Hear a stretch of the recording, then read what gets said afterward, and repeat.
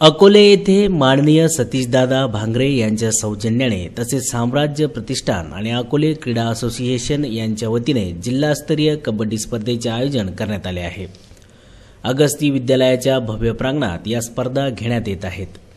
या स्पर्धेसाठी भरपूर प्रमाणावर बक्षिसे देखील ठेवण्यात आली आहेत। या स्पर्धेचे उद्घाटन युवा नेते सतीशदादा भांगरे, नवनिर्वाचित नगरसेविका सोनाली नायकवाडी, डॉक्टर रवी गोरडे, अकोले तालुका क्रीडा असोसिएशन अध्यक्ष संपतराव नायकवाडी, शिवाजी चौधरी यांनी केले।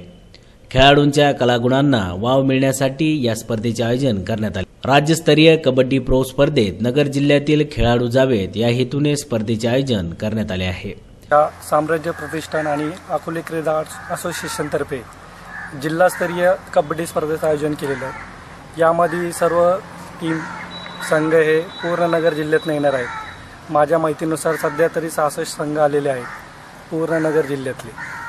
यामध्ये ज्या कबड्डी स्पर्धा घेण्यामागचं कारण एकच आहे की आपल्या जिल्ह्यातील सर्व खेळाडूंच्या कलागुणांना वाव देण्यासाठी ही स्पर्धा आहे।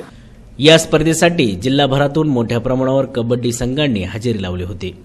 न्यूज सुपर 1 साठी प्रतिनिधी सचिन खरात, अकोले।